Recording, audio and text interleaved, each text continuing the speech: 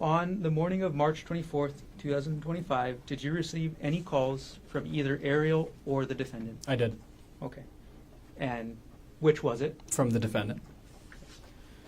Who contacted who? Defendant contacted me. What type of call was it? A FaceTime call. When you say FaceTime call, is that on the Apple iPhone? Correct. Was this call a FaceTime voice call or a FaceTime video call? FaceTime video call. How many times or how many calls were there from the defendant to you on March 24th, 2025? 2. And what times were the 2 calls at? I couldn't recall exactly. Did you provide a statement to a Maui detective I did. regarding this incident? Okay, regarding those calls? Yes. And in that statement, did you tell the detective what time those calls were? Yes, I did. Would seeing that statement help you refresh your recollection as to when those 2 calls were? It would. Okay. I'll pull a page number here.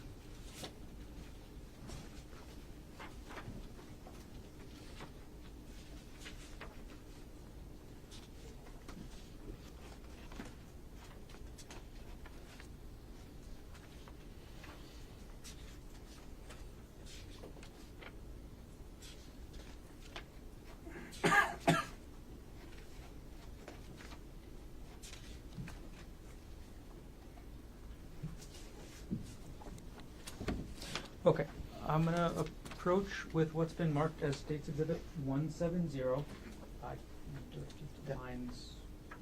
Page number 3 and page number 4. Okay, may I approach? Please. Okay. Emil, could you quickly read pages 3 and 4 of this document? And when you're done reading, just look up, okay?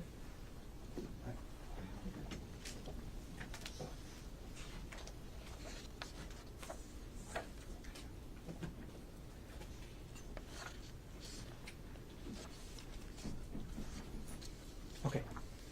Is your recollection refreshed as to when those 2 calls were? It is. Okay. I'm going to retrieve the exhibit, and then I'm going to ask you the same question again, okay? All right. I'm going to retrieve Exhibit 170 from you. Okay. And Emil, what time were those 2 video FaceTime calls on March 24th, 2025? The first one was at 10:42 a.m. and the second one was at 11:46 a.m. Okay. I'm going to ask you about the call from 10:42 a.m. first, okay? All right. Where were you when you got the FaceTime video call at 10:42 a.m.? At home. That's the same address we talked about earlier. Correct.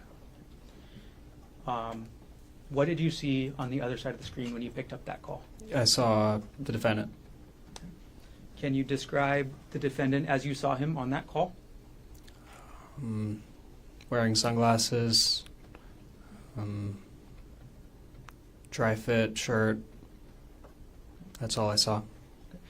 Did you see the area that the defendant was in? Outside.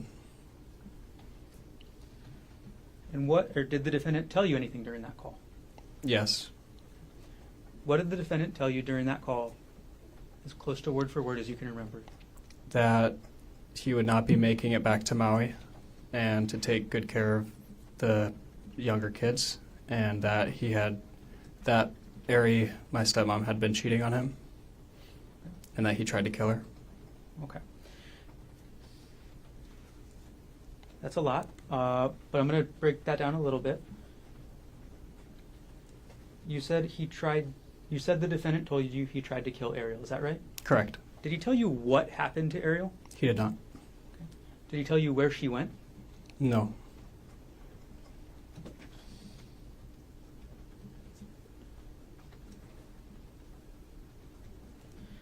Did the defendant tell you why he tried to kill Ariel? No. During this 10:42 a.m. call, did the defendant tell you anything about what he planned to do next?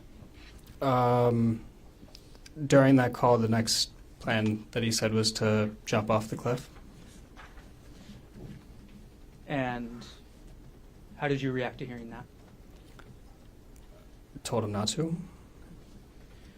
How did you react to the defendant telling you he tried to kill Ariel? I don't remember what I said. Do you recall what the defendant told you after he said he tried to kill Ariel?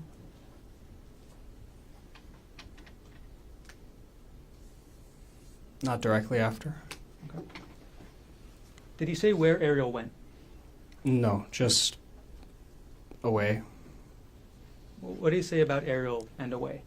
He said that she had gotten away, and that was all I heard about her location.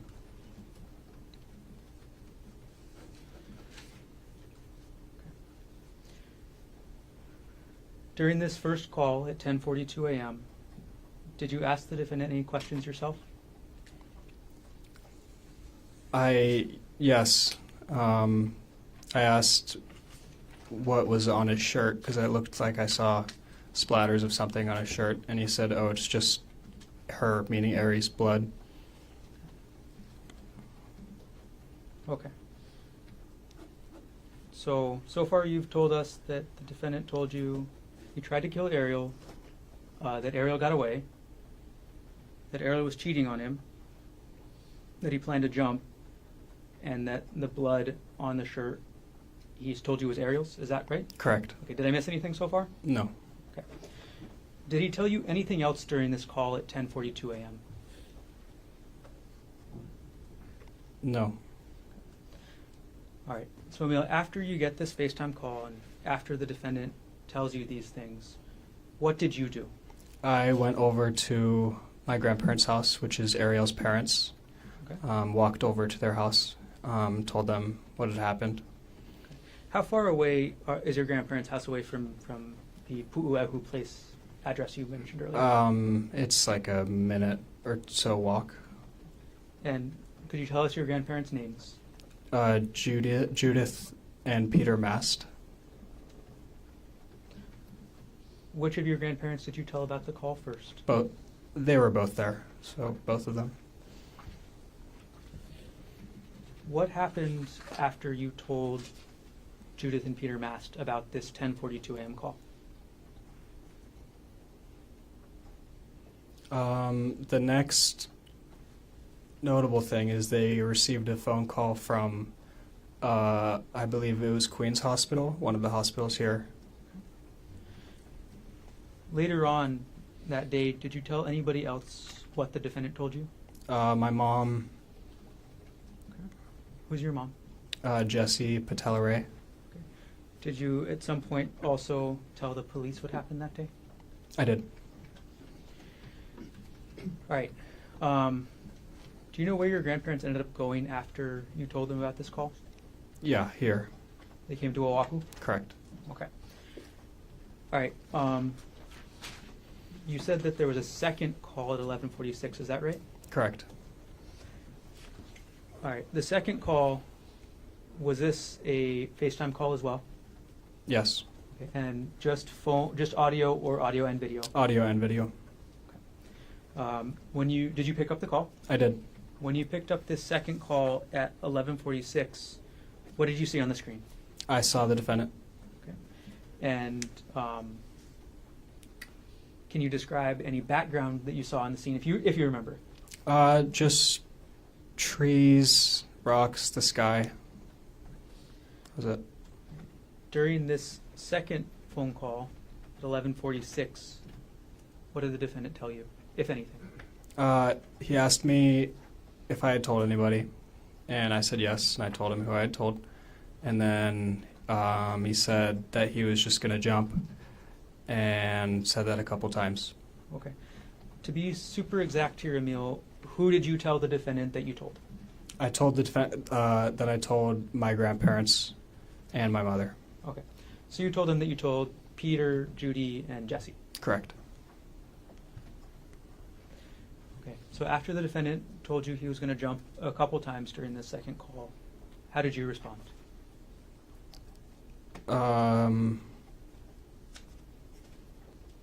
Same way as before. Said not to. I don't know. You told the defendant not to jump. Right. Okay. How did the second call end? With him saying, with the defendant saying, I'm going to go before the police catch me. Did he tell you he was going to hang up? Do you remember that? I'm sorry. Objection leading. Sustained. Bad question, UI. Right.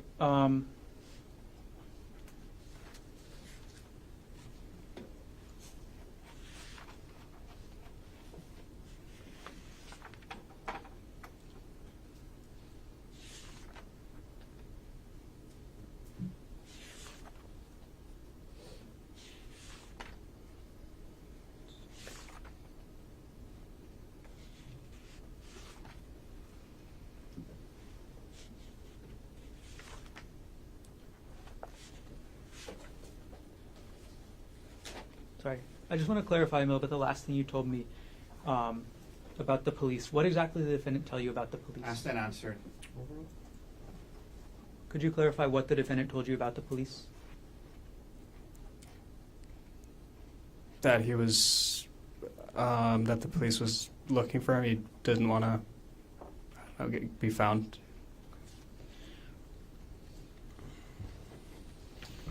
Right. Did the defendant tell you anything else about his state of mind or what he was thinking? He said he was at the end of his rope. Anything else you can remember about that?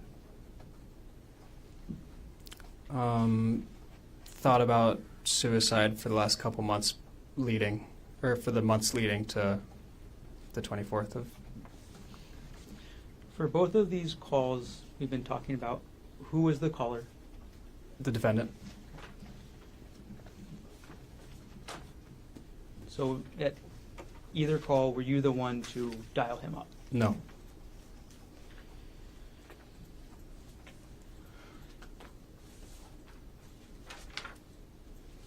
On the morning of March 24th, 2025, a call comes in that changes everything. A witness receives a FaceTime video call from the defendant, and what they hear isn't just shocking, it becomes the most critical turning point in the case. On the screen, the defendant appears wearing sunglasses, trying to look composed, but his words reveal something far more disturbing. He says he won't be coming back, that his wife betrayed him, and then he drops a line that shakes everything. I tried to kill her. This isn't just a statement, it could be a direct confession. The witness notices stains on his shirt, and when asked, the defendant calmly says, "It's her blood." Just imagine being on the other end of that call.